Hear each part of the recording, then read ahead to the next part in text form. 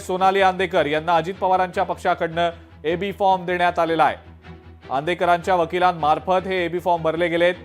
पुण्यातल्या भवानीपेठ क्षेत्रीय कार्यालयात त्यांनी उमेदवारी अर्ज दाखल केलेला आहे। अमोल धर्माधिकारी आपले पुण्याचे प्रतिनिधी या संदर्भातली अपडेट आपल्याला देत आहेत। अमोल, आंदेकर कुटुंबातनं 2 व्यक्तींना उमेदवारी अजित पवारांच्या राष्ट्रवादीनं दिलेली आहे, काय अपडेट आहे?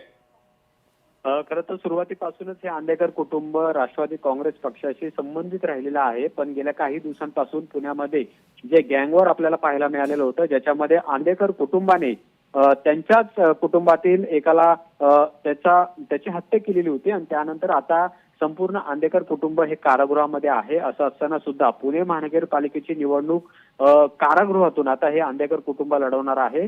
सर्वात धक्कादायक म्हणजे अजित पवार जे पुण्याचे पालकमंत्री आहेत आणि वेळोवेळी पुण्याच्या कायदा सुव्यवस्थेवर पोलीस प्रशासनाला झारेवर धरतात, त्याच अजित पवारांनी आंदेकर टोळीतील सदस्याला म्हणजे लक्ष्मी आंदेकर आणि सोनाली आंदेकर यांना मात्र आता अधिकृत उमेदवारी जाहीर केलेली आहे आणि वकिलांमार्फत या दोघींनीही त्यांचा जो एबी फॉर्म आहे, उमेदवारी अर्ज आहे, तो सुद्धा भरलेला आहे। आता कारागृहात राहून या दोघी निवडणुकीच्या रिंगणामध्ये उतरणार आहेत। प्रभाग क्रमांक 23 मधून सोनाली आंदेकर आणि लक्ष्मी आंदेकर या आता आपल्याला राष्ट्रवादी काँग्रेस पक्षाकडून निवडणुकीच्या रिंगणामध्ये पाहायला मिळते। त्याआधी सुद्धा आंदेकर कुटुंबातील इतर सदस्यांनी निवडणूक लढवलेली होती आणि ते जिंकूनही येत होते। मात्र पहिल्यांदा पुण्याच्या महानगरपालिकेच्या इतिहासामध्ये कारागृहामध्ये राहून हे जे 2 उमेदवार आहेत ते मात्र उमेदवारी लढवणार आहेत। आता मतदार त्या भागातले त्यांना निवडून देतात का हे पाहणं महत्त्वाचं आहे। बरोबर आहे, मतदार नेमका काय निर्णय घेतात हे महत्त्वाचं आहे। अमोल, धन्यवाद, सविस्तर माहिती दिली त्याबद्दल। अपडेट्स घेतच राहू।